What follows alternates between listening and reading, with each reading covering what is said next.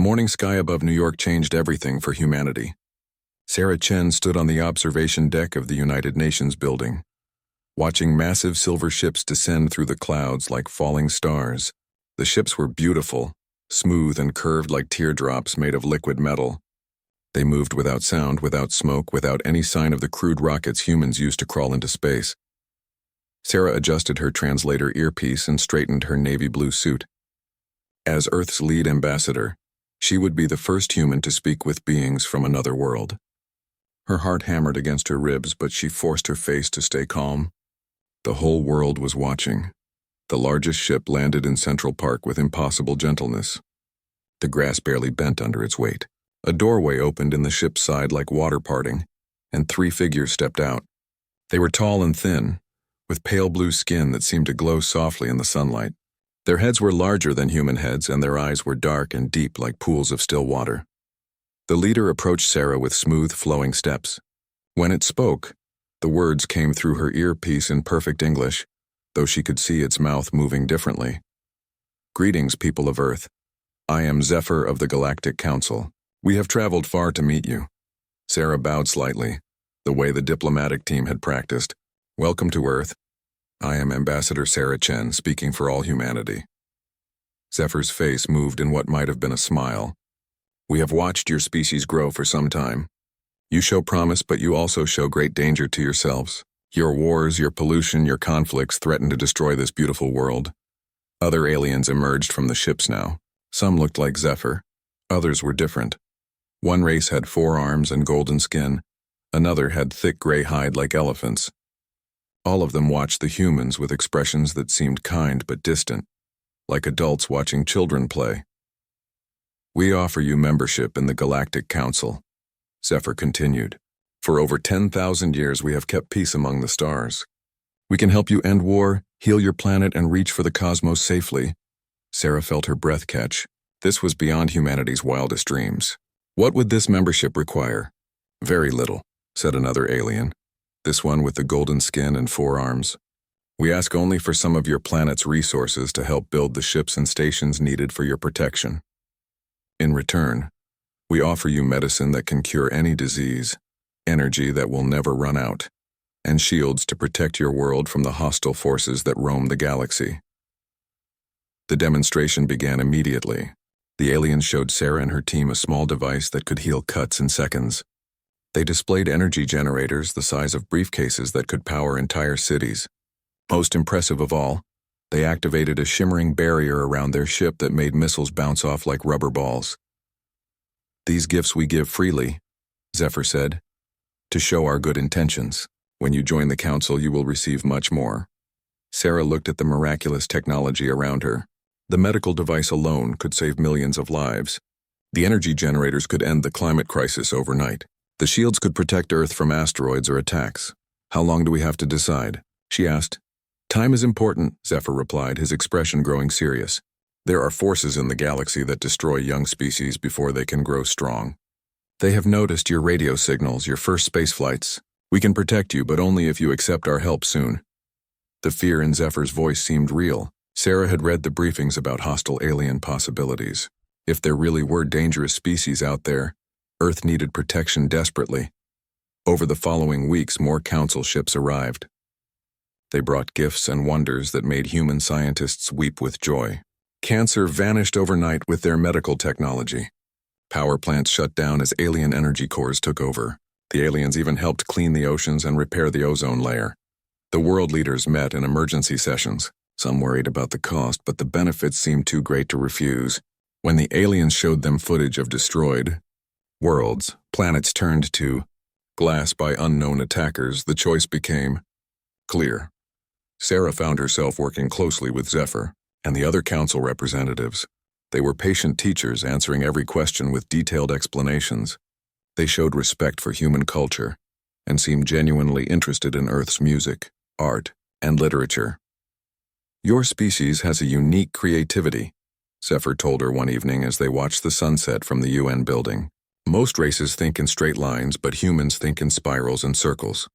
This will be valuable to the council." "Valuable how?" Sarah asked. "Problem-solving, innovation, adaptation. These are rare gifts in the galaxy. Most species become set in their ways after achieving space travel. You humans still change and grow. The alien's words felt like praise, but something in Zephyr's tone made Sarah uncomfortable. She pushed the feeling aside.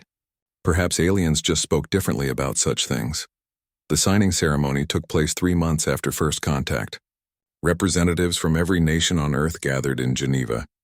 The Council had written the treaty in simple terms that any human could understand. Earth would provide certain raw materials, iron, rare earth elements, and some organic compounds. In return, the Council would provide protection, technology, and guidance toward galactic citizenship. Sarah signed her name with a pen made of alien metal that never needed ink. The document glowed briefly as each signature was added, sealing the agreement with technology beyond human understanding. "Welcome to the galactic community," Zephyr said as the ceremony concluded. "Your journey to the stars begins today." Cheers erupted around the world. Humanity had joined something greater than itself. The future stretched ahead bright with possibility. But as Sarah shook Zephyr's hand, she noticed something odd. The alien's skin felt cold, and for just a moment his expression seemed different. Not kind or caring, but calculating. Like a farmer looking at newly purchased livestock. The moment passed quickly. Zephyr smiled his usual gentle smile, and Sarah decided she had imagined the coldness. After all, aliens probably expressed emotions differently than humans. That night, as celebrations continued across the globe, Sarah stood again on the observation deck. The alien ships hung in the sky like new stars, their lights pulsing slowly in the darkness. They were beautiful and mysterious, guardians watching over Earth's first steps into the cosmos. She had no way of knowing that inside those ships, the Council members were already discussing the next phase of their plan. Humanity had taken the bait perfectly, just like 47 other species before them. The harvest of Earth could begin, but the Council had made one crucial mistake. They had assumed that humans, like other primitive species, would remain grateful and obedient. They had not considered that the very creativity they praised might also make humans the most dangerous species they had ever encountered. The trap was set, but they had no idea who the real prey would be. Dr. Marcus Webb had always been curious about things that did not make sense. As Earth's lead xenobiologist, he spent his days studying the alien technology the Council had given humanity. 3 years after first contact, he should have been excited about the wonders he saw every day. Instead, he felt confused and worried. The medical devices were the first thing that bothered him. The Council claimed they were advanced healing technology from across the galaxy. But when Marcus looked inside them, he found circuits and processors that looked almost exactly like human designs. The only differences were the alien symbols on the outside, and some changes that made the devices work slower, not faster. "This is strange," he told his assistant, Dr. Kim Park, as they examined a healing unit in their laboratory. "Look at this power distribution system. It's using the same principles as the medical scanner we developed in Tokyo last year." Kim frowned at the readings on her computer screen. Maybe it's convergent evolution? Different species developing similar solutions? Maybe, Marcus said, but his tone showed he did not believe it. "But look at this." He pointed to a small component deep inside the device. "This is a backup memory chip. It's storing data about every person it heals. Why would a simple medical tool need to keep records?" The energy generators puzzled him even more. The Council said they were powered by quantum vacuum fluctuations, a process human scientists barely understood. But when Marcus secretly scanned them with equipment the Council did not know about, he found something shocking. The generators were not creating energy from vacuum fluctuations. They were using controlled fusion, a technology humans had been working on for decades. "They're not more advanced than us," Marcus whispered to himself one night in his lab. "They're just different." His concerns grew when he started measuring the resource extraction rates. The Council had asked for mining rights to certain areas of Earth, claiming they needed only small amounts of materials for the protection fleet. But satellite data showed they were taking far more than they reported. Entire mountains in remote areas were being hollowed out. Ocean floors were being stripped of minerals at rates that would leave them barren within decades. Marcus knew he needed help, but he also knew he had to be careful. The Council had placed advisors in every major government and scientific institution. They claimed these advisors were there to help humans understand their new technology. but Marcus noticed they always seemed to appear whenever someone asked difficult questions. He decided to contact Colonel Rebecca Torres, a military intelligence officer he had met during the first contact ceremonies. Rebecca was smart, careful, and had the security clearance needed to investigate without attracting attention. They met at a small coffee shop in Washington, D.C., far from any government buildings or alien advisors.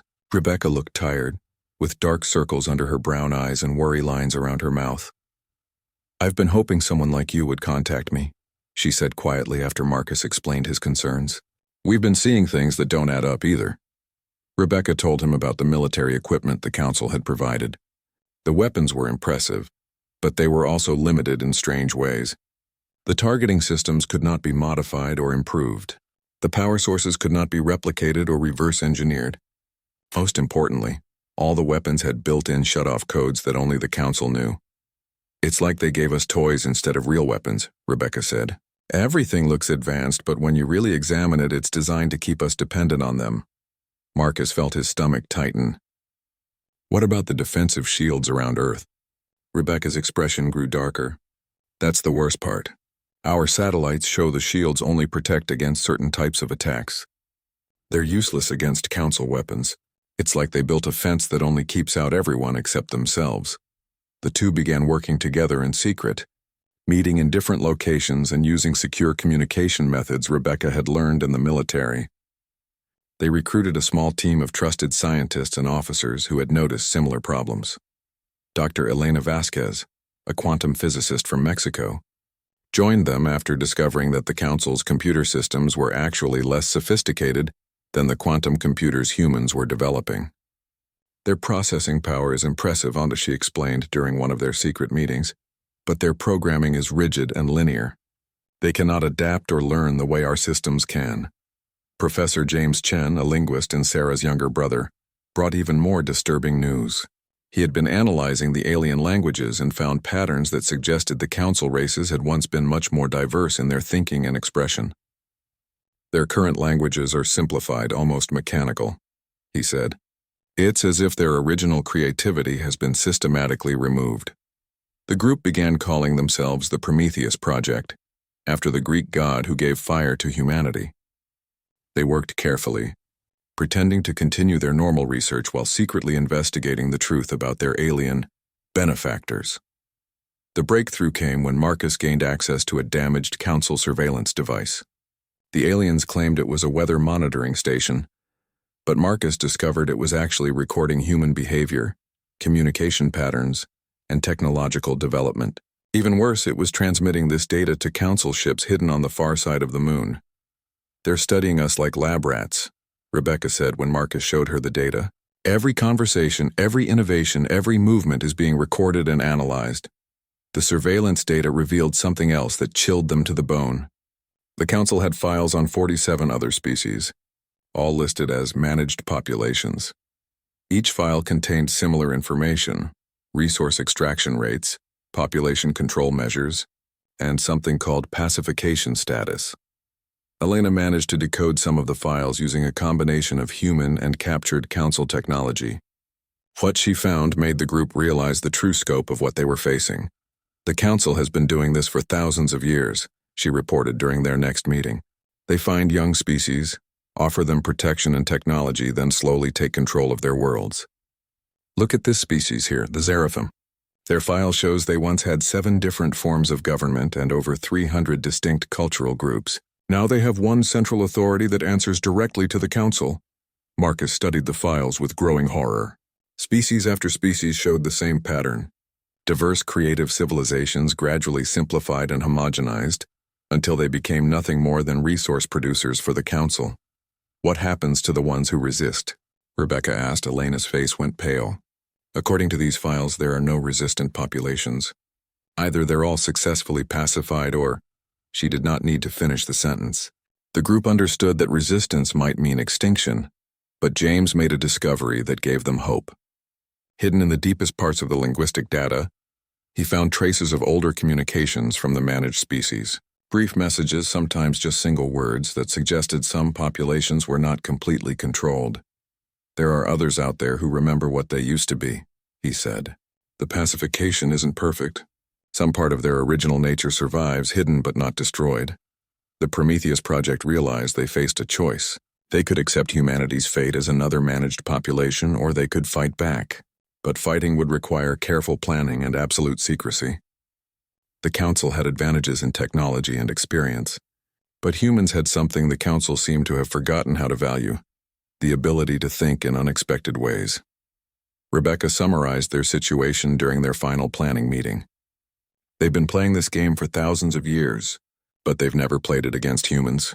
They think they know how we'll react because they've seen it all before. But what if we don't react the way they expect? Marcus nodded, feeling a grim determination settle in his chest. Then we give them a surprise they'll never forget. The group began to plan their resistance, not knowing that their activities had already been detected by Council surveillance systems.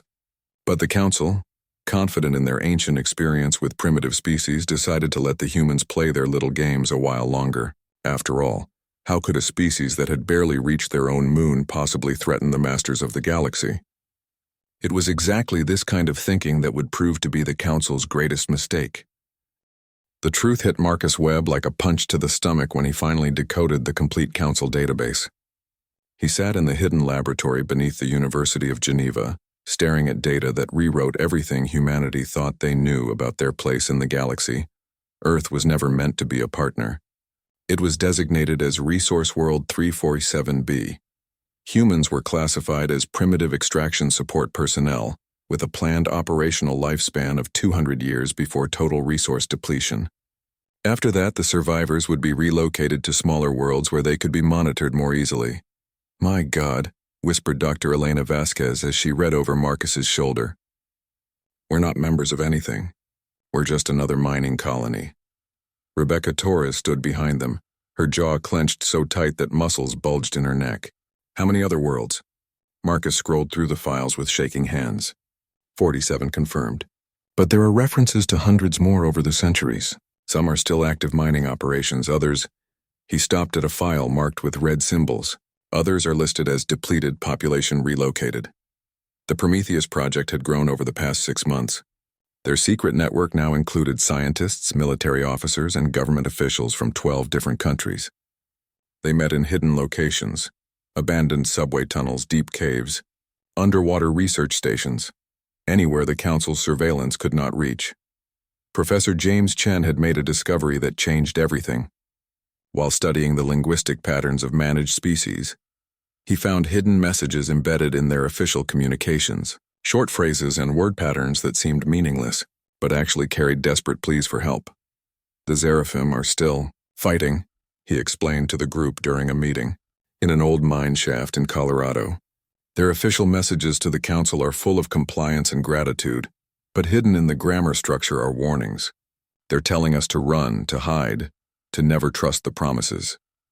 Dr. Sarah Kim, a computer specialist who had joined them from Seoul, had been working on cracking the Council's communication codes. "I've found similar patterns from at least 12 different species. They're all still aware, still trying to resist, but they have to be incredibly careful." The resistance began to take shape slowly and carefully. They could not move too fast or the Council would notice. Instead, they started with small actions that looked like normal human behavior. Military bases began conducting training exercises in remote locations. Scientists started research projects that required equipment to be moved to secret facilities. Government officials began having budget meetings that were actually planning sessions for the resistance. Marcus worked with Elena to reverse engineer Council technology properly. What they found amazed them.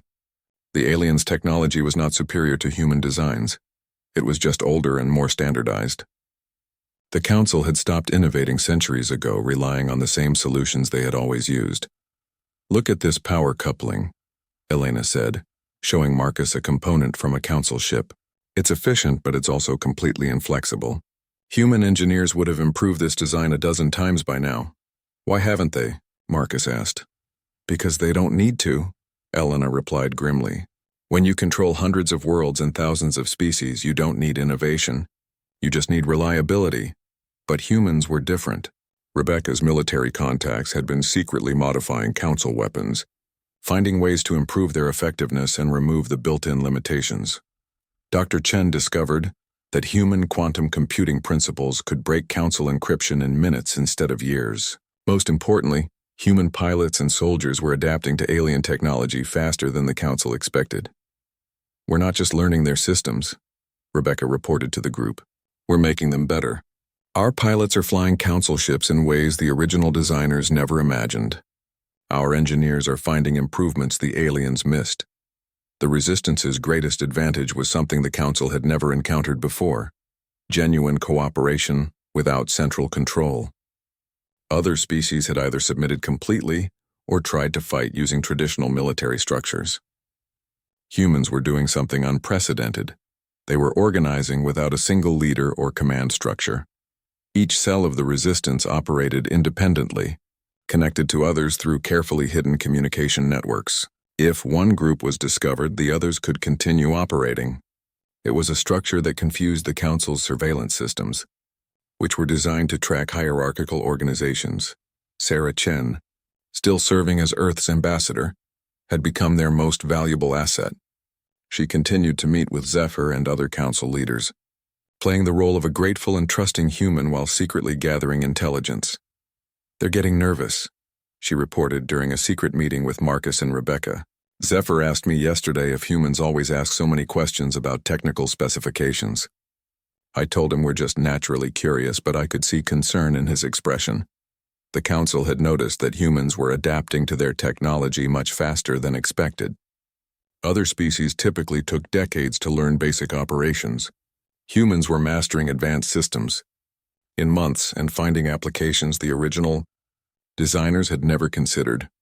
Marcus had infiltrated a Council planning meeting by hiding a microscopic recording device in Sarah's jewelry. What he heard confirmed their worst fears and gave them their greatest hope. "The humans are developing too quickly," one Council member had said. "They're asking questions about system modifications that even the Altarians never considered." "Perhaps we should accelerate the pacification timeline," another voice suggested. "Standard procedure calls for 50 years of integration before full resource extraction begins. But these humans might require earlier intervention." But then Zephyr's voice had spoken words that made Marcus's blood run cold. "I've reviewed the psychological profiles. Humans have an unusual response to limitation and control. Unlike other species who become more compliant under pressure, humans become more creative and dangerous. We may need to consider a complete reset." Marcus knew what complete reset meant from the files he had decoded. It meant elimination of the current population and starting over with a smaller, more manageable group. The Resistance realized they were running out of time. But they also realized they had advantages the Council did not expect. Human creativity, adaptability, and refusal to accept limitations had given them weapons their enemies could not predict.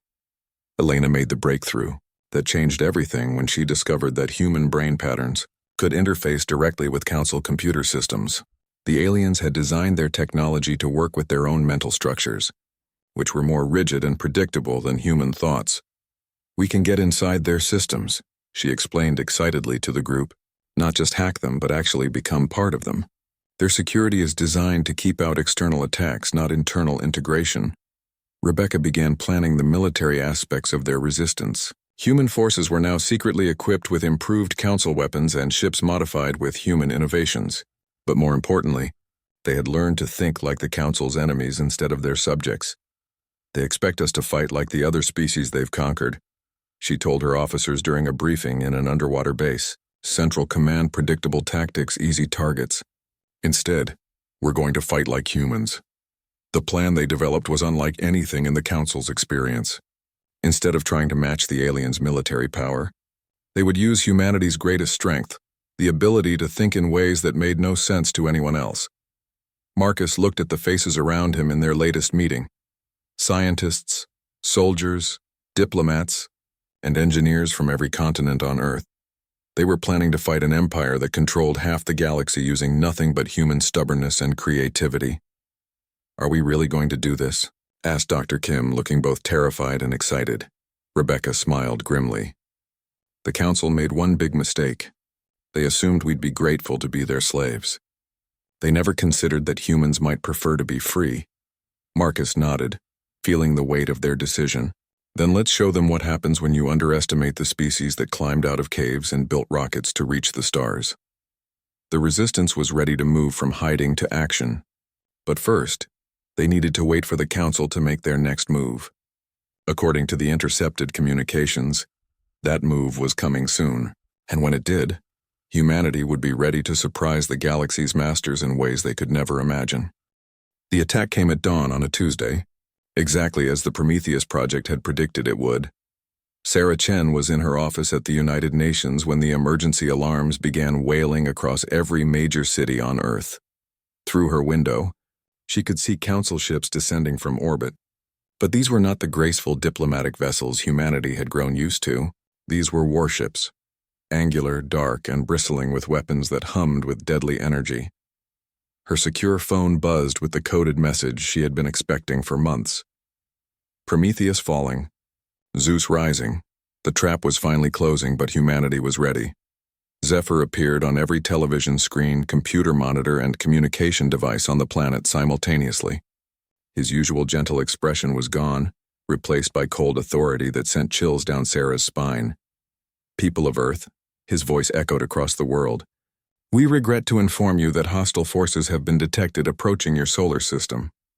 For your protection, the Galactic Council is implementing emergency protocols. All human military forces are to stand down immediately. All government functions are now under Council supervision until the threat passes. Sarah watched the broadcast with grim satisfaction. It was exactly what Marcus and the Resistance had predicted. The Council was staging a fake invasion to justify taking complete control of Earth.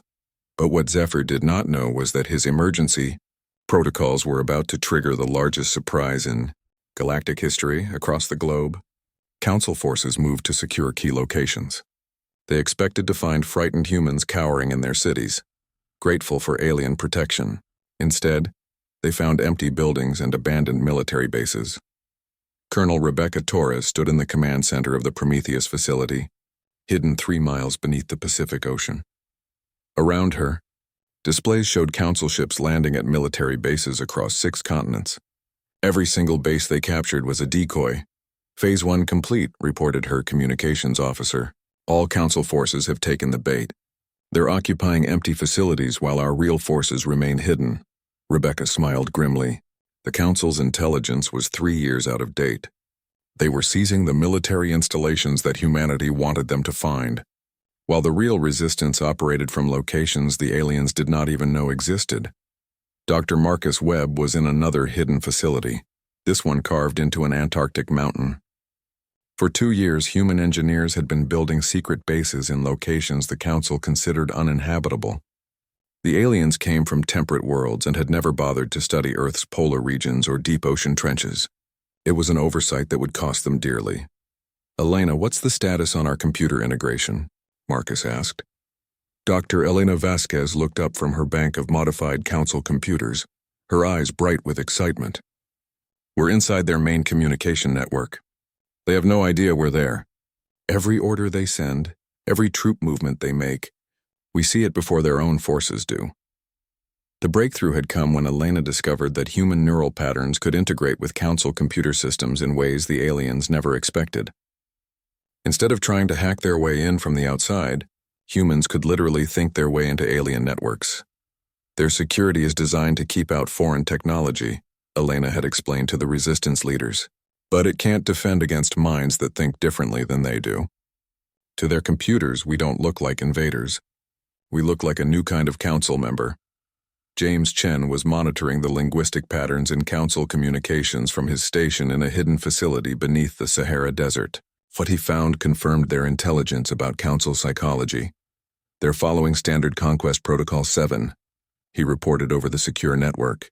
It's identical to the procedures they used on 18 other worlds.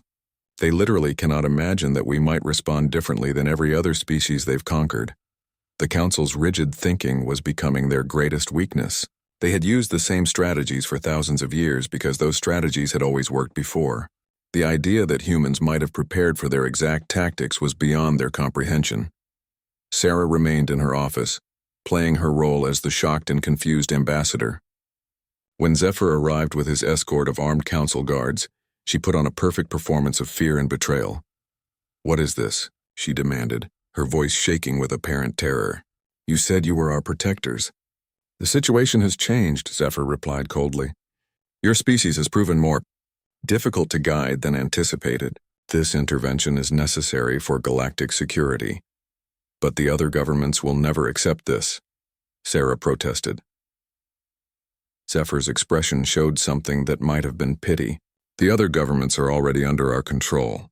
Within hours, all human leadership will be contained and replaced with more cooperative individuals." Sarah felt genuine anger rise in her chest, but she forced herself to appear defeated. "How long have you been planning this?" "Since before we arrived," Zephyr admitted. "Earth was always meant to be a managed resource world. We had hoped your species would accept the transition peacefully, but your constant questions and innovations have forced us to accelerate our timeline." What Zephyr did not know was that Sarah's jewelry contained recording devices that were broadcasting his confession across the human resistance network. For the first time, they had direct proof of the Council's deception from their leader's own mouth. Meanwhile, the Council's military forces were discovering that their easy conquest was anything but simple. Human cities appeared to be defended by the same weak planetary shields they had provided years earlier. Council commanders ordered their forces to disable these defenses with the override codes built into the systems. The shields deactivated exactly as expected. Council troops advanced on apparently defenseless human populations. Then the real defenses activated. Human engineers had spent 3 years studying Council shields and learning how to build better ones. The visible shields were decoys. The real defensive systems were completely invisible to Council sensors and immune to their override codes. Admiral Cathara of the Council fleet found herself staring at tactical displays that made no sense. Her forces had easily overcome Earth's known defenses, but now they were under attack by weapons that should not exist. "How are they firing on us?" she demanded of her tactical officer. "Our sensors show no human military presence in these areas."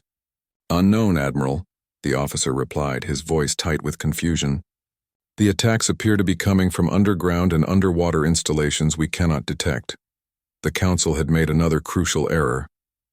They had monitored human surface activities but ignored everything happening beneath the ground and under the oceans. While they watched humans build apparent military bases on land, the real preparations were taking place in environments aliens could not easily access. Dr. Kim Park was coordinating the technical aspects of the resistance from a facility hidden in the Mariana Trench. The pressure at that depth would crush any Council ship, and their technology could not operate effectively in the extreme environment. "Council forces are responding exactly as predicted," she reported to the network. "They're trying to use their standard electronic warfare packages, but our systems are hardened against everything they have." The Resistance had spent years preparing for this moment. Every piece of Council technology had been studied, improved, and turned against its creators. Human weapons now used alien power sources but human targeting systems. Human ships used alien propulsion but human maneuvering computers. Most importantly, human forces fought using tactics the Council had never encountered. Instead of large fleets meeting in predictable battles, humans used small units attacking from unexpected directions. Instead of trying to match Council firepower, they struck at weak points the aliens did not know they had. Rebecca watched the tactical display with growing satisfaction. Council forces were powerful, but they were also predictable. They moved in formations designed to fight other Council fleets, not swarms of individually operated human ships that attacked like schools of fish or flocks of birds. "Time for Phase 2, she announced to her officers. "Begin liberation operations." The second phase of the human plan was something the Council had never considered possible. Instead of simply defending Earth, human forces began striking at Council installations throughout the solar system. The aliens had built their local command centers on the Moon and Mars, confident that humans could not threaten them there. They were wrong. Human ships erupted from hidden bases on asteroids and moons throughout the system. These bases had been established secretly over 3 years, disguised as mining operations and research stations. The Council had monitored them and found nothing threatening, just humans doing the resource extraction work they were supposed to do. But those mining operations had been cover for the largest military buildup in human history. Every piece of equipment sent to space had served dual purposes. Mining lasers became weapons. Cargo ships became troop transports. Communication satellites became sensor networks. As Council ships moved to respond to attacks they had never expected, they found themselves outmaneuvered by an enemy that should have been primitive and helpless. Human forces struck fast and hard, then disappeared into hiding places. The liberation of Seraphim Prime began at exactly 0300 hours, Galactic Standard Time. Captain Rebecca Torres stood on the bridge of the HSS Defiance, humanity's first purpose-built warship, watching as her fleet emerged from hyperspace above the Council's oldest subject world. Around her, displays showed 47 other human task forces appearing simultaneously across the galaxy, each one targeting a different world enslaved by the Council. "Admiral Kythera is hailing us," reported her communications officer. "She's demanding we surrender and return to Earth immediately." Rebecca smiled grimly. "Tell her we're here on a diplomatic mission. We've come to discuss the terms of the Council's surrender." 3 months had passed since the Council's failed invasion of Earth. 3 months since humanity had revealed that they were not helpless primitives but the most dangerous opponents the Galactic Empire had ever faced. The aliens were still struggling to understand how completely their plans had collapsed. Dr. Marcus Webb was aboard the flagship, serving as the expedition's chief science officer. His task was not to study alien technology anymore, but to help liberated species rebuild their own scientific capabilities. The Council had spent thousands of years suppressing innovation and creativity in their subject races. Marcus was helping them remember how to think for themselves. "Seraphim surface installations are responding to our liberation codes," he reported from his station. Dr. Chen's linguistic analysis was correct. They've been waiting for this moment for over 2,000 years. The liberation codes were messages hidden in the ancient Seraphim language, phrases that told the natives that their freedom had finally come. James Chen had spent months decoding the resistance communications hidden in Council data files, learning how enslaved species had kept hope alive across centuries of oppression. On the planet below, ancient communication systems activated for the first time in millennia. Seraphim resistance fighters emerged from hidden bunkers and caves, carrying weapons they had built in secret and plans they had passed down through generations. The Council had thought these people were completely pacified. They had been completely wrong. Sarah Chen was no longer an ambassador. She was now humanity's speaker for galactic liberation, and she stood beside Rebecca on the Defiance's bridge, preparing to address not just the Seraphim but every enslaved species in the galaxy. "Open channels to all liberated worlds," she ordered. "It's time to tell the galaxy what freedom means." Her message was broadcast simultaneously to 48 worlds, translated into hundreds of languages by human computers that had learned to think in ways no Council system could match. "People of the galaxy," Sarah began, her voice carrying across light years of space. "Today we offer you something the Council took away long ago, the right to choose your own destiny. Humanity has broken the chains that bound Earth, and now we extend our hand to help you break yours." The response was immediate and overwhelming. On world after world, Council installations came under attack from populations that were supposed to be obedient and controlled. The uprising was coordinated by communication networks the Council did not know existed, using codes they could not break and tactics they had never encountered. Dr. Elena Vasquez was commanding the technical aspects of the liberation from her position aboard the science vessel, HSS Prometheus. Her job was to disable the Council's control systems and restore the technological independence of freed worlds. "Council lockdown protocols are failing across all target systems," she reported with satisfaction. "Their control networks are completely vulnerable to human integration techniques." The Council had designed their systems to prevent external hacking, but they had never considered the possibility of minds that could think their way inside the network itself. Human consciousness could interface with alien computers in ways that broke every security protocol the Council had developed. But the liberation was not just about technology. Marcus had discovered that the Council's greatest weapon was not their ships or their weapons, but their ability to make other species forget what they had once been capable of achieving. "Look at this," he said, showing Sarah a data file from Seraphim archives. Before the Council arrived, the Seraphim had 17 different forms of mathematics, each one adapted to different types of problems. The Council reduced that to just one standard system. What happened to the other 16? Sarah asked. Hidden, Marcus replied. Kept alive in secret by teachers who passed the knowledge down through families and hidden schools. The council thought they had destroyed these systems, but they just drove them underground. This was the pattern repeating across the galaxy. Species that appeared to be simple and uniform were revealing hidden depths of culture, science, and creativity that had been suppressed but never destroyed. The council had built their empire on a lie, the belief that different ways of thinking were dangerous and had to be eliminated.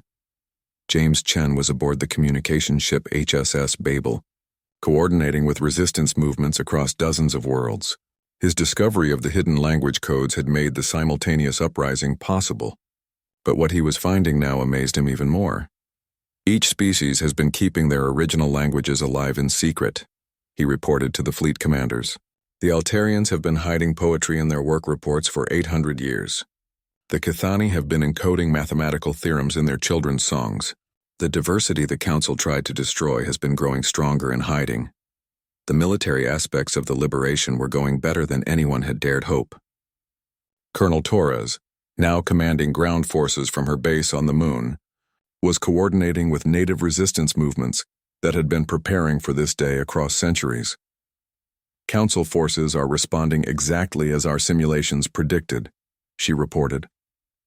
They're trying to implement Suppression Protocol 12, but they don't understand that the populations they're trying to suppress are no longer the same ones they conquered.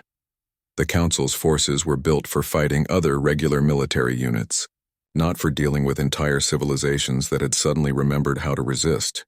Their weapons were designed to destroy ships and bases, not to stop millions of individuals who fought with improvised tools and tactics that made no sense to alien military doctrine. Admiral Cathera found herself commanding a fleet that was being defeated by enemies she could not understand. Her ships were faster and more powerful than human vessels, but human tactics made her advantages useless. They're not fighting like a military force, she reported desperately to the Council leadership. They're fighting like a natural disaster. We destroy one group and 3 more appear from directions we didn't know existed. But the human strategy was much more sophisticated than random chaos. Rebecca had studied the Council's military history and found their greatest weakness. They had never learned to adapt. Their tactics had worked for thousands of years, so they saw no reason to change them. Human forces, on the other hand, were adapting constantly. Every battle taught them something new about Council capabilities, and that knowledge was shared instantly across the entire human fleet. Within hours of discovering a new Council weapon, human engineers had developed countermeasures and distributed them to every ship. The breakthrough came when Elena successfully integrated with the Council's central command network. For the first time, humans could see the full scope of the Galactic Empire and understand how it really worked. It's not what we thought, she announced to the fleet commanders during an emergency conference. The Council isn't a government or even a military organization. It's more like a machine. They've been following the same procedures for so long that they've forgotten why they started doing them. The Council races had become prisoners of their own system. They continued conquering worlds and suppressing other species not because they wanted to, but because that was what they had always done. They had lost the ability to imagine any other way of existing. That's why they can't adapt to us, Marcus realized. We're not just fighting their military. We're fighting thousands of years of mental conditioning that tells them there's only one right way to do things. The final phase of the liberation began when Sarah delivered humanity's ultimatum to the Council leadership. The message was broadcast from every human ship simultaneously, ensuring that the aliens could not ignore or suppress it. Members of the Galactic Council, she said, her voice carrying the authority of a species that had refused to be enslaved. Your empire is finished. In the past 3 months, you have lost control of 48 worlds. Your own people are beginning to question the system that made them prisoners in their own minds. It was true. Reports from across Council space showed that even the founding races were experiencing unrest. Exposure to human ideas about innovation and individual creativity was causing them to remember what they had given up in exchange for stability and control. We offer you the same choice we offered to every species you enslaved, Sarah continued. Join us in building a galaxy based on cooperation and mutual respect. or continue fighting a war you cannot win against ideas you cannot destroy. Zephyr's response came within hours. The council leader appeared on communication screens across